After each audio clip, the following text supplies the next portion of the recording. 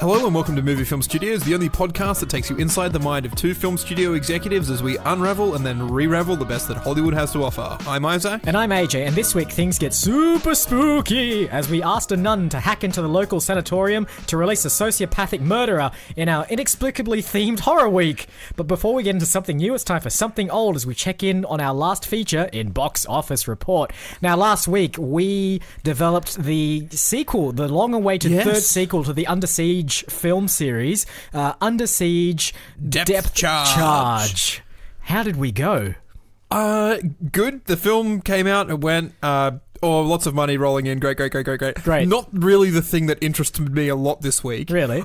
We discussed last week the idea of film rights, yes. And I wasn't really sure what they were, so I did a bit of digging around. Mm-hmm.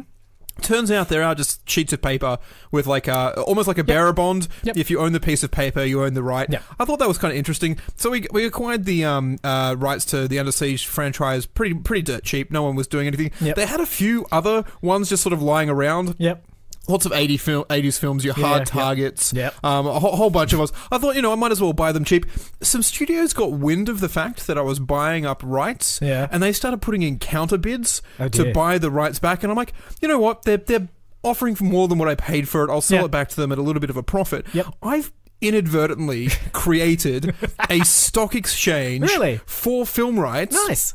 And the one stipulation that I had about this is that it couldn't be all like online day trading, high speed fiber, electronic. It had to be classic 80s Wall Street. Yep. Guys in business suits with tie pins waving pieces of paper around as bells dinged and tinged. And perfect. I mean, and so, you'd be surprised. You can go on and find any film from the last 100 years of cinema. Yep. The rights are being traded back and forth across this NASDAQ-style Dow Jones stock exchange market that we've created here. But it's a physical product. It has to be. Yeah. I'm sick of numbers ticking on a screen up and down. No. Yep. It has to be. And as soon as it crashes, I want that classic, 1930s style Wall Street crash where the businessman who had banked all his entire life savings just sees everything go out the window, including himself. Yeah. Hang on. So, doesn't this mean that if they're physical rights, and I don't think it's all about like if you physically own it. I think it's just if you're in possession of it. That's like they call it a bearer bond. Yeah. Because the bearer of that piece of paper owns the value of the bond itself. It's the same with film rights. Yeah. It's the bearer of that piece of paper owns the rights to those films. So we're going to have to get a vault. We're going to have to get a vault to lock in the rights that we do have now. Yeah. Because, currently they're sitting in a manila folder just on my desk. Any old Steven Spielberg could walk in here and just take them right away. So, would he want them? I don't know. We've got a few lucrative ones at the moment. Oh yeah. Okay. Well, that's fine by me. It's good to know that we've tapped into yet another source of revenue here on Movie Film Studios. If there's one thing that we're consistently lacking, it's revenue. So keep it going. All right, on to this week in trailers. As mentioned in my spooky intro, it is a weird horror-themed week this week. Normally we don't get to do a theme just because we're limited by the choice of trailers that we've got. Definitely three very horror-themed. It's almost like our very own treehouse of horror. Indeed. Where there's three separate spooky stories all rolled into one this week. Indeed. Now, the last horror film that I saw was A Nightmare on Elm Street, which we... back in season 1 of Movie Film Studios. We actually watched the films. We actually watched the films. And that was entertaining, but I'm definitely not a horror fan. And I have to say that, there are a fair few scares in these trailers, but I am a wimp. Anyway, on to the first trailer, which is The Nun, directed by Corin Hardy, and is another film in the Conjuring series, which I believe is now a very long-running horror franchise. Yeah, so there's Conjuring 1, 2, and 3. Yep. There's Annabelle 1 and 2. Yep. There's going to be an Annabelle 3. Yep. There's The Nun, which is now sort of before there was Annabelle. Yeah, it's sort of like a spin-off, I guess, or a prequel to all the other ones as well. Yeah, so the person who's involved with writing and directing a lot of these is James Wan, an Australian director who did Saw. So, like, whilst not specifically part of the Conjuring verse, he did all the Saw films, so Saw 1 through 6, Jigsaw, Rise of the Jigsaw, Revenge of the Jigsaw. I say that, we're going to talk about Halloween in a moment, and those are exactly what the Halloween films are called. Well, James Wan, like, is he okay? I mean, I don't know.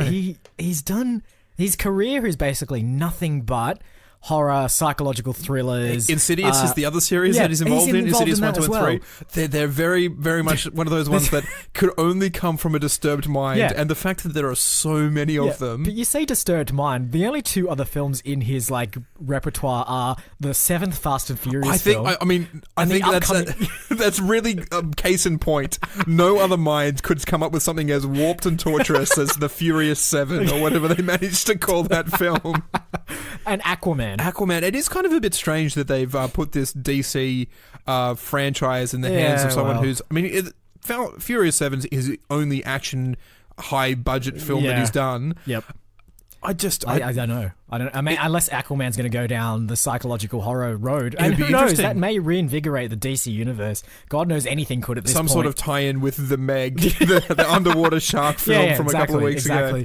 I do wonder how Warner Brothers chooses its directors. Like, Zack Snyder for most of the DC universe so far, and James Wan for Aquaman. Like, how are they doing this? What's their, like... To be fair, I mean, if you look at the Marvel Cinematic Universe, James Gunn, who was doing web shorts and music videos, they went and gave Guardians of the Galaxy too. So maybe they're going for that same approach. Exactly. We'll just pick someone out. There is a really interesting title card right at the start of this trailer for The Nun that says, "Make sure you watch to the end." That's like, I'm like, really? Yeah.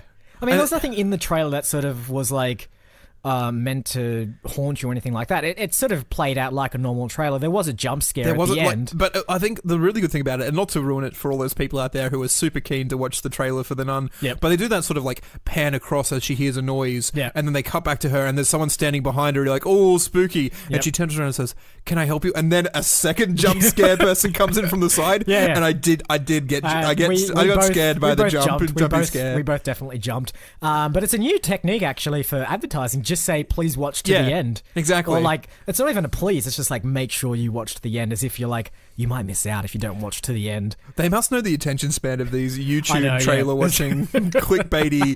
It's like, oh, we'll watch the first 30 seconds. I kind of get it. I'm probably not going to watch it. Exactly. Yeah, because like the first 30 seconds is all dialogue. There's no scares in that at all.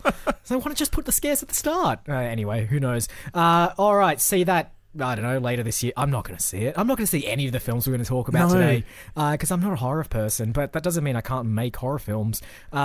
Anyway, on to the second trailer for this week's episode, and it is a sequel in the form of Unfriended Dark Web, directed by Steven Susko, one of the two, and is, as I mentioned, a sequel to Unfriended, I think 2014 supernatural horror film, which uses the sort of context of like Skype calls shown on screen, which is becoming a thing, actually. Yeah, we mentioned a few weeks ago, watched a trailer with John Cho called Searching, where his daughter goes missing, and so he scours her social media presence, and the whole film is told from that perspective of you're looking at a screen, watching Skype calls, going through social media, clicking on files. The original Unfriended does the same sort of thing. It's a kind of like they name and shame, they slut shame someone on Facebook, cyberbully her to the point where she kills herself, and this is sort of supernatural in a way where she comes back to haunt them, and she's like, who posted the video of me? You were all involved. And then there's these weird bits where guys are putting like their hands in blenders for no reason. It's weird because like it says supernatural, and you're like, is this the ghost of the person who you wronged? I don't really know what's going on. It's unclear, but I mean, the Wikipedia synopsis said it was supernatural, so I'm going to go with that. It's a bit weird because the sequel, Unfriended Dark Web, doesn't appear to be supernatural at all. No, it doesn't. It uses the exact same techniques that the original film did in terms of it being a Skype call with a group of people, but instead uses the idea of the dark web, the kind of like seedy underbelly of the internet and hacking and all sorts of stuff to cause mayhem and mischief.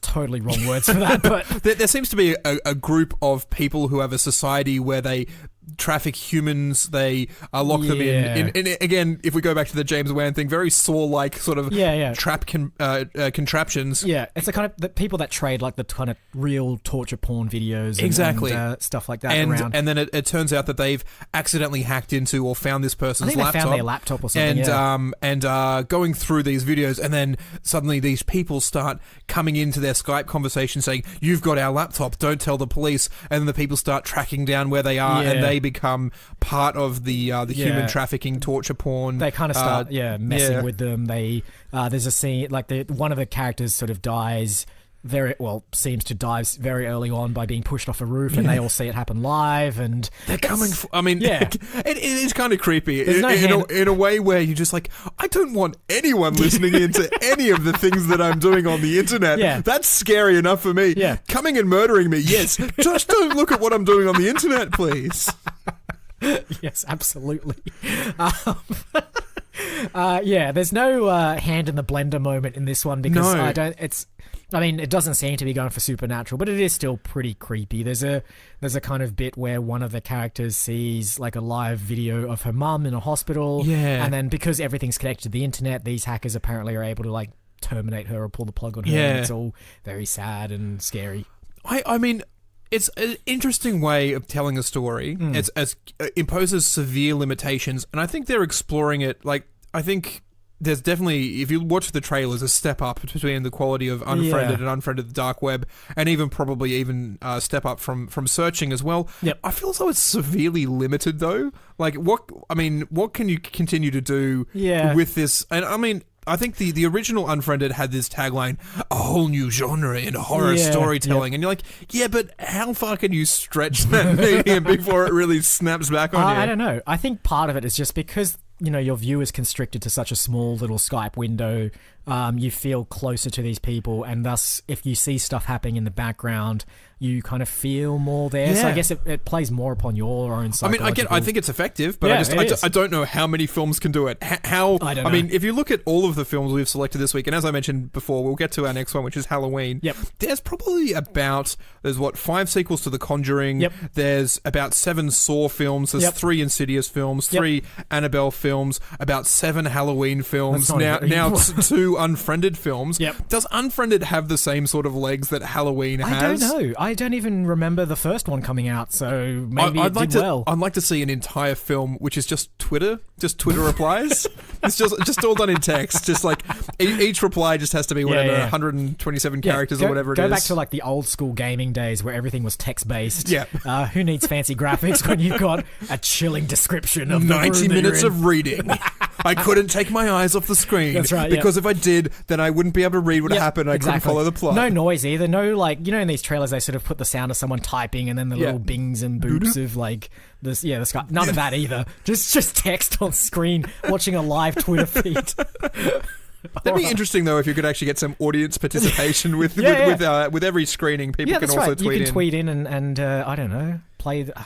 Actually, it sounds more like an art this actually sounds like a good idea. That's right. All right, the third and final film for this spooky episode. No surprises. I've mentioned it twice already. Mentioned it twice, so let's go for a third time. It is Halloween, just called Halloween, and it is a sequel in the long-running Halloween franchise, of which now you mentioned 7 films, but I actually think it's been much more than that. Let's run through them. Let's see if I can remember. So there's Halloween, Halloween 2. For some reason, Halloween 3 doesn't get a mention. I imagine it exists. It exists, There's Halloween, Revenge 4? Of Mike Myers, The Rise of Mike Myers, the Mike Myers Big Day Out. Go through them. All right, here we go. So it starts with 1978's Halloween. I'm on the phone to the Academy, by the way. All right, of course. So they're just reading on a Skype call. What's that behind you, Academy? Watch out! It's a gold man. So we've got 1978's Halloween, 1981's Halloween 2. Then we've got no years for the rest of them for some reason. Halloween 3, Season of the Witch. Halloween 4, The Return of Michael Myers. Halloween 5, The Revenge of Michael Myers. Halloween, The Curse of Michael Myers. Halloween H2O, 20 years later. Halloween Resurrection. Halloween... just Halloween. That's this one. No, it's not. What? It's just called Halloween in 2007. And then there was a Halloween 2 in 2009. And now we've got 2018's Halloween. Hang on. None of that makes sense. No. So they rebooted the entire system in 2007. I think they remade the original Halloween in 2007 and then made a sequel to the remake in 2009. So the question then becomes, where does this one sit? So this one is a sequel to the original, the 1978 film. Yeah. And it also ignores every other sequel. So it doesn't... None of them. I thought this was... Because this is 40 years on, right? Yep. So I thought Halloween, its sequel Halloween 2, and Halloween H2O 20 years later were part of this. And then this is Halloween... H4O. That's not as... So, like, Halloween H2O was set 20 years after Halloween. And it was right. like... That was the one that ignored 4 through 7. Like, 4 through 7, but still kept in Halloween 1 and Halloween 2. Oh, right. We're going to have to use the year. So it's Halloween 78 and Halloween 81. All right, cool. And then there was a sequel to Halloween H2O, which was Halloween Resurrection. And that obviously kept in the same continuity. But now we've got one, and both of those films, I might add, the common jigsaw piece here is Jamie Lee Curtis, who reprises her role from the original film. Exactly. But the 2018 version, the one we're talking about today, the trailer of which is out now, is a sequel to Halloween 78, which ignores all the other films, yet still stars Jamie Lee Curtis playing the same character. How does that make any sense? It's very weird that the same actor is in a film that's ignoring sequels that she was also in. This is like Marvel comic book style. Like, exactly. We'll just destroy the universe, but no, there's actually a parallel universe where all this stuff happened. Although that universe doesn't exist anymore because it's in the mind of someone. I don't know. It's weird. I have to say though, this trailer creeped me out. It's creepy. Yeah. It's like, they go to the insane asylum and Michael Myers is just sort of standing there and the guy hands him the mask and then Jamie Lee Curtis is like, I've been practicing for 40 years just in case he comes back. Yep. And then there's a bus crash and then all the insane asylum people come out. Yep. And then there's a scene where he's in a bathroom and there's a girl in the stall and he just kind of reaches over the top of the stall and drops a whole bunch of bloody teeth on the floor and then bursts in and kills her. And I'm like, this is just gruesome murder, like horror slash, but it done in the creepiest way possible. It's insane. I haven't seen the original Halloween, the 1978 Neither version, have I. but I believe that it centers around. I mean, Jamie Lee Curtis is sort of like the primary protagonist in that, and it's all about her surviving this encounter. With, it's one of the original Michael slashes. Myers. To be fair, I always get confused between Friday the 13th and Halloween. Yeah. Like those two, Jason with Both a hockey wearing masks masks. and Mike Myers with I think he's the wearing a skin mask or something. Weird skin, yeah.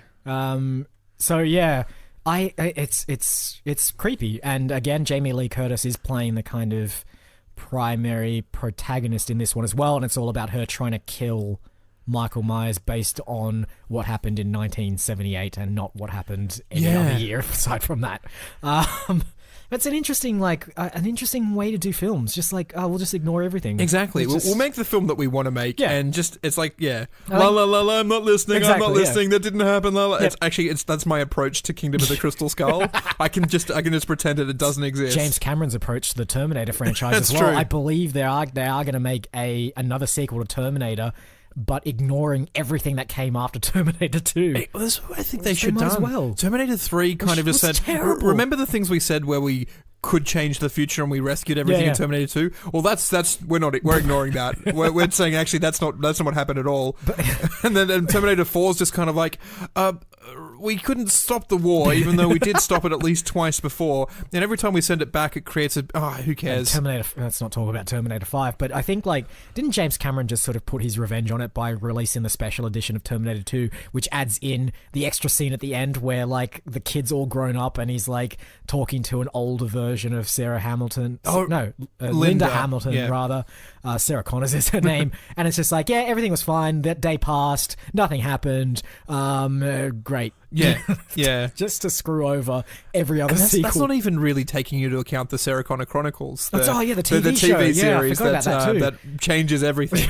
We've gone way off track right We now. have. Anyway, those are the 3 trailers for our super spooky episode of Movie Film Studios. But of course, before we can do anything with those, we're going to have to take a little walk over to the green room, or the red room. Boo.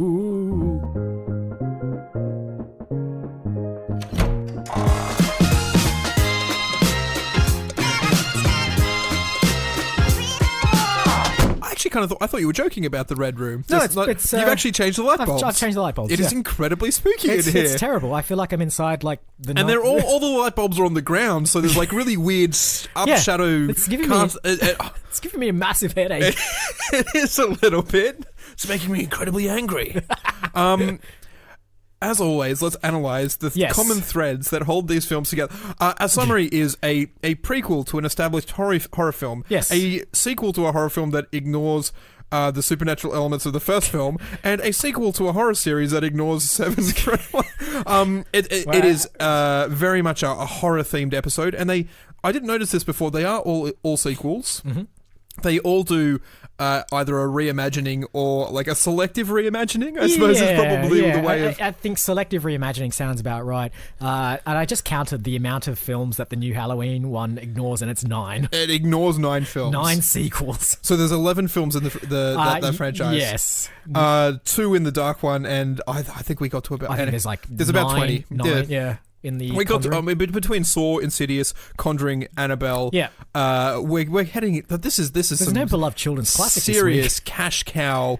Obviously, I'm not going to select just one of these films. Yes. I suppose I need to, because you need to call our podcast something this week. Yeah. We might as well just say we're going to do Halloween. Yeah, let's do it. Because I think that's the best, of the episode 38 or 39 or whatever we're up to. It's the one I was most amused by. Exactly. Purely because of the fact that it ignores so many other films. But so did Unfriended, just completely ignoring there were supernatural elements in the first one. Yep. And the nun just... I don't know. I don't know. Just like being completely dark and weird and scary. It didn't actually show it in the trailer, but some of the other screenshots that popped up when we were watching the trailer showed the actual face of the nun. Yeah.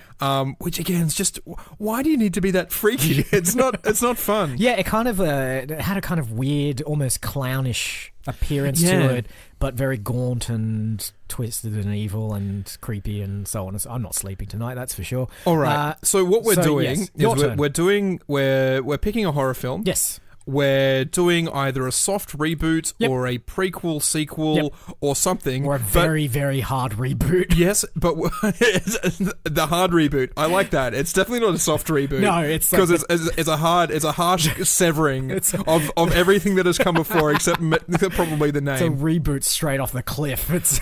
We maintain some elements, but we definitely trim off a lot of other ones. Like a whole heap of stuff. I mean, do we take an existing... I mean, you know what? We have an existing franchise here. We do. Environmentally Conscious was a film we did a long time ago. Yes. About a psychopathic tree. Yes. Is that something that we can... But that was kind of that was linked to the Elm Street thing. We did it. It was the Elm from Elm Street. Yeah. It's interesting. We can't really do that. No, what I was thinking actually, what if we took... an old horror novel. So we've done that before now, and we can make a hard reboot of that. So one of the trailers that we didn't talk about this week was Little Women. We did, which is a modern retelling of the 150-year-old Louisa May Alcott. Yes. Yeah. It looked rubbish, but anyway, it did. But that you were right there. That particular book has been made into 9 different films, 3 different stage plays, 2 different musicals. Exactly. It's rife for adaptation. Yep. And I feel like, there's another film series that we haven't discussed that could work as well, and that's Psycho.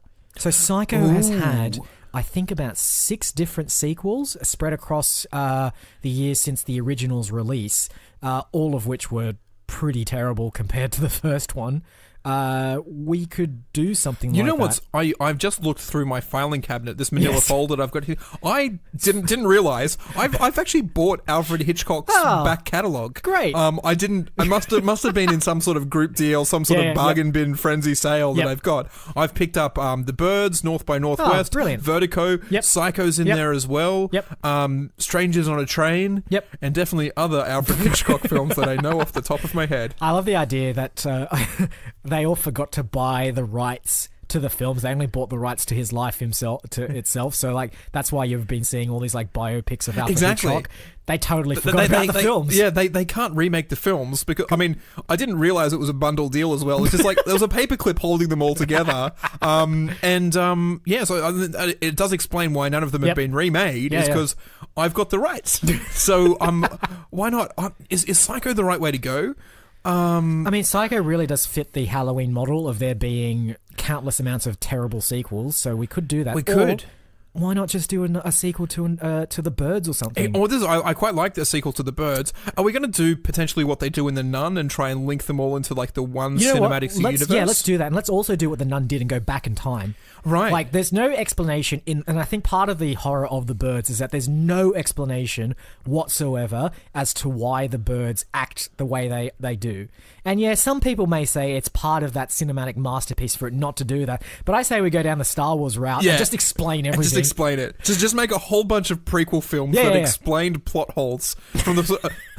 and then make a whole bunch more. Rogue One is supposed to explain the plot hole of why the Death Star has a fall. Solo explains the plot hole of why he says he can do like the Kessel Run in less than 10 parsecs when a parsec is a unit of distance. And the prequel trilogy explains the plot hole of how Darth Vader can possibly be a father. Exactly. I reckon the next one... What's another plot hole that they haven't talked about? How Leia can remember her mother when quite clearly, like in the prequels, Amidala dies. So they're just going to make a prequel film just all about how they explain that. Obi-Wan doesn't remember those two droids that he like spent so much time with on Tatooine. Exactly. It was a Death Star, but it shot an amnesia ray, and it made the whole universe forget. Exactly. It also made Han Solo forget that they were Jedi. I've flown from one end of the galaxy to the other. I've never seen anything. Really? Because like just 10 years ago, these mystical, magical knights with laser swords were in charge of the entire galaxy. Yeah. You were alive then. This isn't big news, Han. I must have been hit by that amnesia ray that made Leia forget her mother and Obi-Wan forget those droids. Oh man, and that's what Obi-Wan uses on those stormtroopers on Tatooine, just a little bit of amnesia dust on the stormtroopers so they forget who they're looking for. Anyway, we've gone off track again. Exactly. But the birds. This is a prequel to the birds. Yeah, we need to blatantly explain why the birds are the way they are. And also throw in a whole bunch of other horror movie tropes in there as well. Exactly. So is this like a once in 100 year phenomenon where the birds are attracted to like this one sort of spot, and we go back in time to like Pilgrim times, and the events of the birds happen again. But this time there's some sort of mystical rock or like jeweled egg or something like that attracts all the birds. A jeweled egg. I don't know. I'm just trying to think like there's like an ancient Native American artifact. If we want to make it the worst film of all time, let's center it around a crystal skull. Something. Is it a Native American artifact? Does it go back even further than that? I brought up burial grounds, I think, in last week's episode, but like, what if it was just like an ancient burial ground, not of any like natives that we know of, but something otherworldly, like a demon or a giant like maybe you go like where you tie in some ancient Egyptian, some ancient Mesopotamian, some ancient Aztec, because they all love birds. I'm sure there's a bird-headed god. Who's the Aztec, who's the giant eagle that Quetzalcoatl? That's the one. Quetzalcoatl. I'm sorry, I'm butchering the name there. That one, the giant Aztec bird. Yeah, I think that sounds about right. Yeah, and so this is like buried beneath the earth is the remains of the ancient god, and that god will rise up again and devour the earth, burn the earth. Yeah, through its most noble of like minions and followers, the birds themselves. Yeah, exactly, and that's why once every 100 years. I need to even go further back than that. Let's say that this god existed around the time of the dinosaurs. It foresaw that the dinosaurs would evolve into birds and thought, that's the thing I need to place all my faith into. Yes. That's the thing that's going to take over the world. Totally didn't see the mammals coming, didn't see humans coming exactly. at all. And it's just like, well, shit, I have to go ahead with birds now because that's what I chose. But I think that's where we go. Like, that's why it chose birds, because it just thought, yep, dinosaurs are the current ruler of Earth. They will evolve into birds at some point. Birds will then be the rulers of the Earth. I must invest all my time and effort into birds. Exactly. What it didn't foresee, and this is where what sort of plays into this, is that, the Gulf of Mexico is supposedly the impact site of the crater what maybe that was originally that sort of part of the Americas was the temple that was worshipping Quetzalcoatl, the ancient Aztec bird. Again, I'm butchering this mythology. I don't know anything about it. Does not matter. This is a hard reboot, and we're also hard rebooting Aztec traditions as well.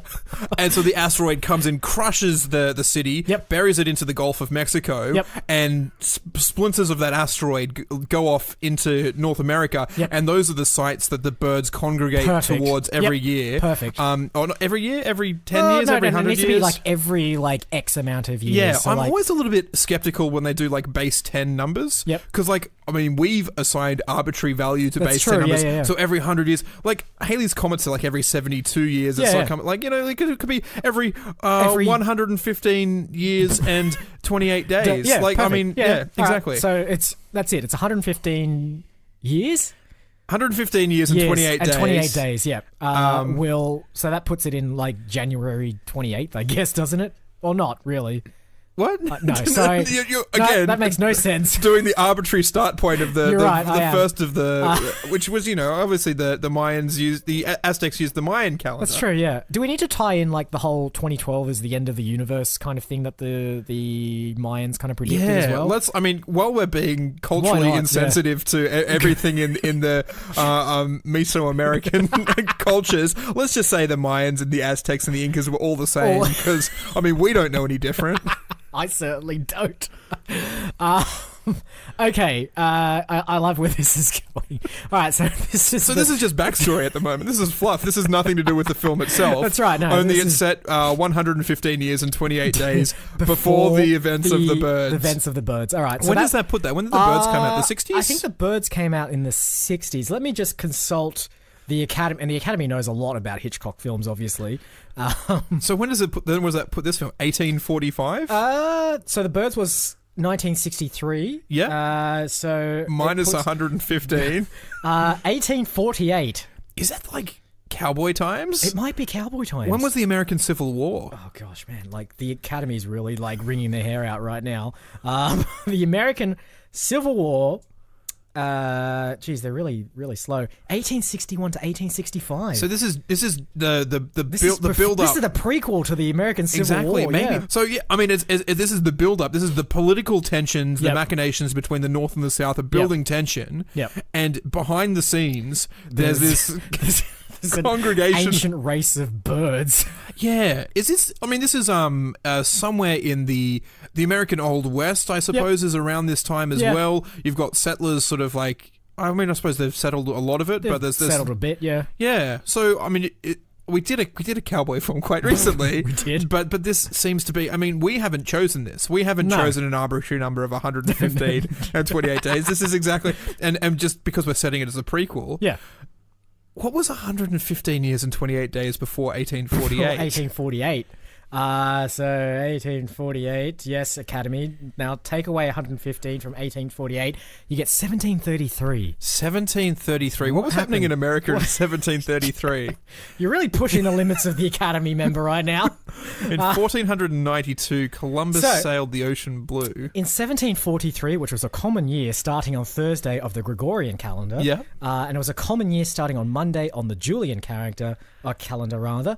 So in February, we had British colonist James Oglethorpe, who founded Savannah, Georgia. Oh, yeah, of course. A little bit of colonization. When was the American War of Revolution, the Revolutionary War? Was that 100 years before the American Civil War, or? I will tell you in a sec.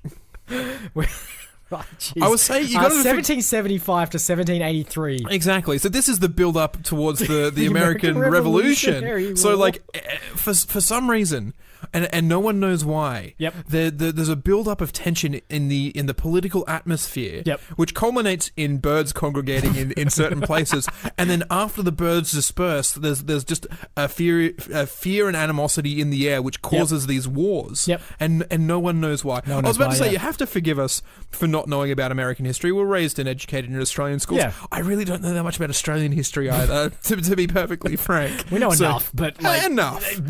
About as much as I know about George Washington sailed across the river and started a war. The thing is, so the American Revolutionary War, according to the Academy memo, was a conflict between Great Britain and its 13 colonies. What if it wasn't? What if it was just the 13 colonies, Great Britain, and an army of birds? An army of birds. Because, like, the only real documentation we have of the Revolutionary War is a whole bunch of oil paintings that are hanging up in museums. Exactly. And like, there's probably birds in the background. No one notices the birds. Like, crap load of birds in there.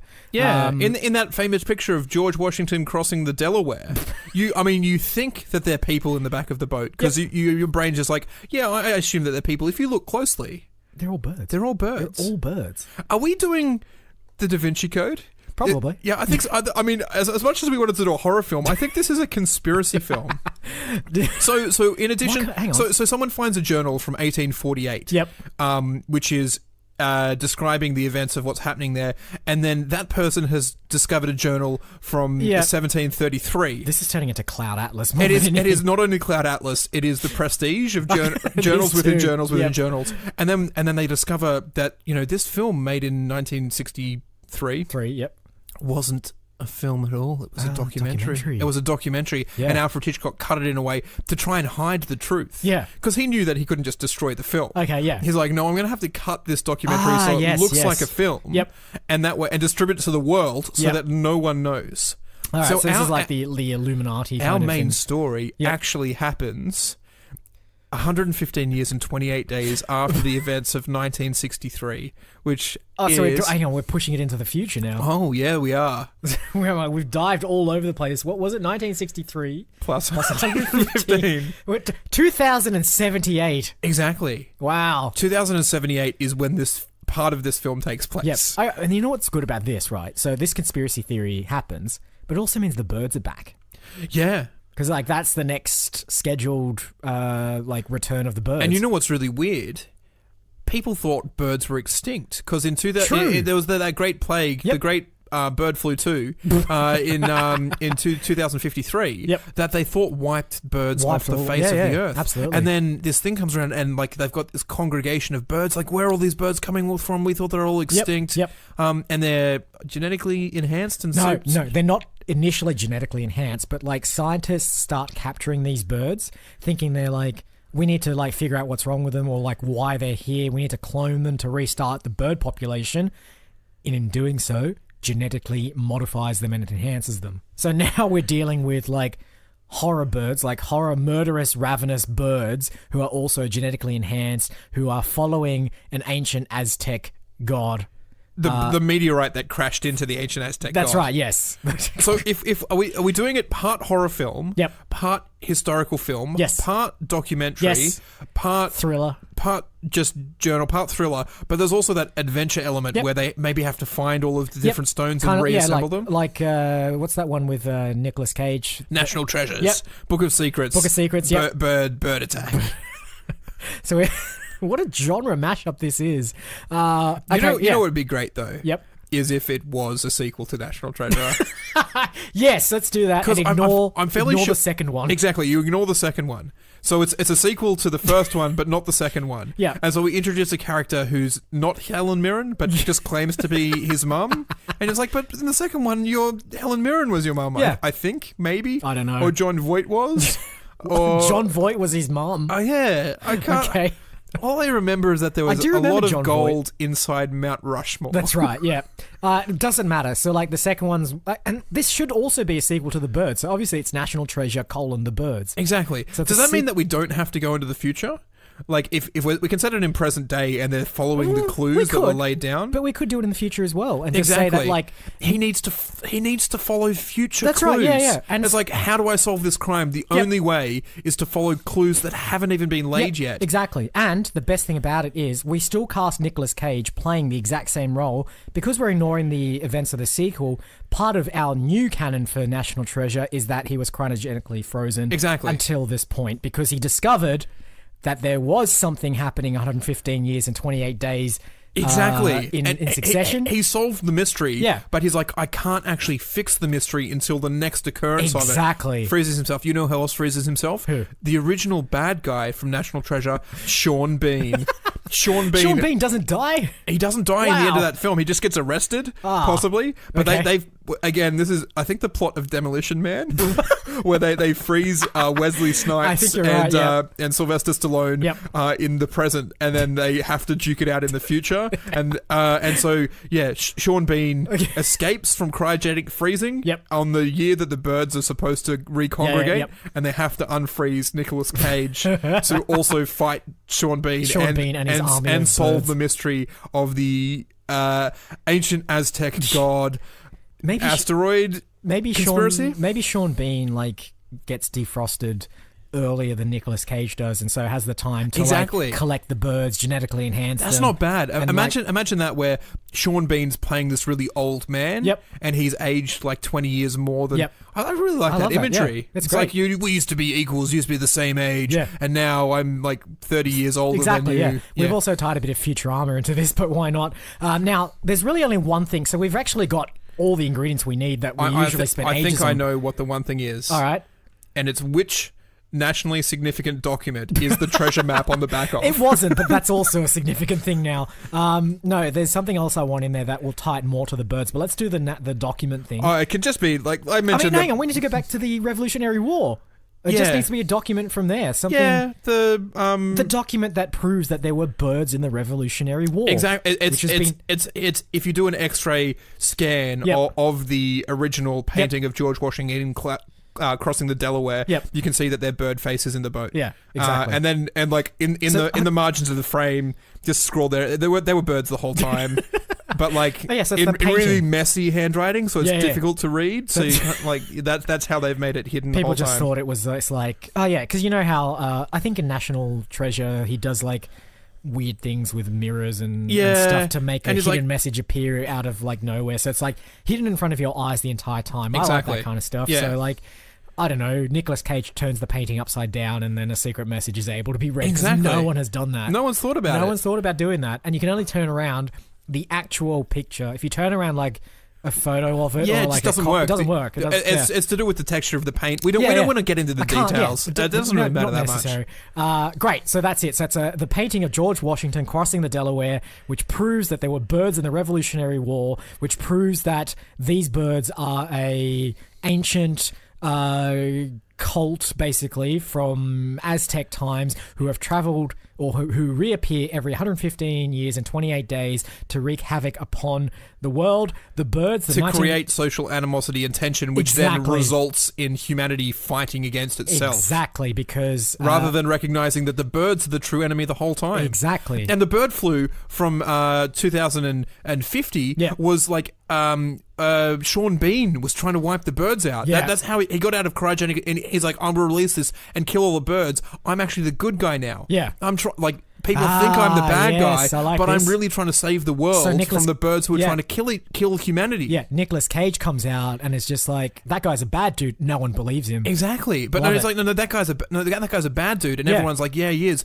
But Sean Bean's like, I know more. It's sort of like the Doctor Doom. Have you seen that thing where he sees all possible futures and he sees that he has to be the bad guy in order for humanity to survive, and so he makes the difficult choice of deliberately being a bad guy. Yep. And so that's exactly what Sean Bean does. He's like, I have to make the difficult choice of killing all birds because I know for humanity to survive, people will hate me. Yeah. They go, you're the guy who released the bird flu and killed all birds. And he's like, yeah, I know, but I saved all people. Ah, great. Perfect. And you know what? I've actually thought of an idea as well for what I think that the last thing this film needed. Yeah. And that is a a very strong connection to The Birds, the actual 1963 film. Yes. Now, there's a very famous scene or shot in that film, which has been parodied everywhere, of a woman inside a telephone booth absolutely. being like attacked by birds. So they're sort of pecking at the glass and they're slamming into it and so on and so forth.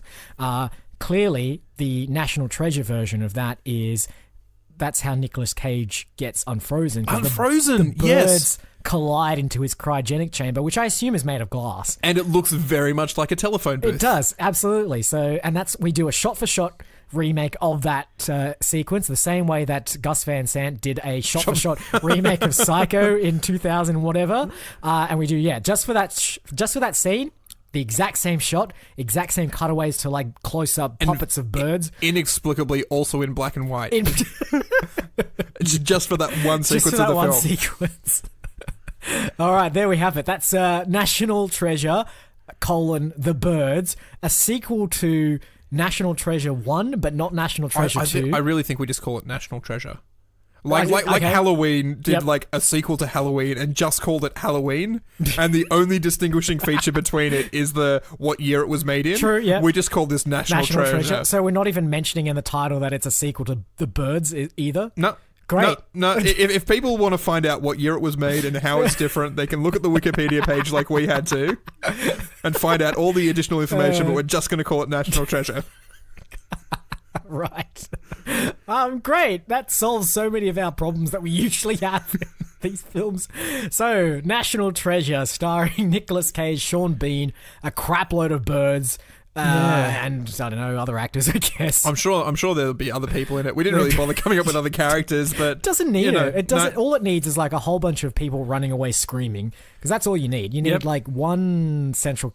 Who else? I don't even remember who was in the first National Treasure. Some kids and stuff. Diane Kruger and there were kids and stuff, weren't there, in that National Treasure in the first one? Yeah, John Voight and the guy from The Hangover, who's the friend that goes missing. Oh, right. Okay. He was the we won't put them in there. This is a hard reboot. Hard. We only take the Jamie Lee Curtis's through. And only they survive. And the Halloween dude, the Michael Myers, and that's it. They're the only two that survive.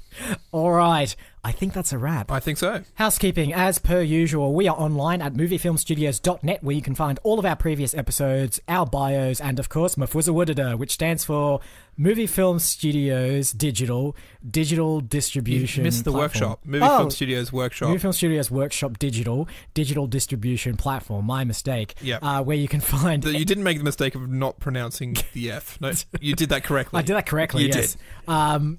Where you can find every single film that we've created on this podcast. Search Facebook for Movie Film Studios and join the community, where Isaac posts emoji clues as to the upcoming trailers in the upcoming episode. That sounded wrong. It was wrong. A big shout out to Nicola, who got 2 from 3 this week. Yeah, well done. Actually getting 2 right. Yeah. That's 2 points to you. Yep. You can keep track of the points, Nicola. I'll assume that you're keeping track. Yep. I'll eventually I'll get a spreadsheet. If you get 10 points, you'll be able to trade it in for Mafuzawudada bucks, which means nothing. Yeah, no, 10 points on the emoji clue board equals 1 Mafuzawudada credit, and then one Mafuzawudada credit. Yep. I mean, if you go to the stock exchange, you'll find out the conversion rates. They fluctuate quite a lot. Just like, I mean, people are now trading fake currencies on there as well as movie film rights. You'll probably be able to buy a movie film right with that one credit. Exactly. I'm not with the one. I mean, you might get something like crappy, like you know. But you'll still get it right. None of those blue chip rights. Exactly.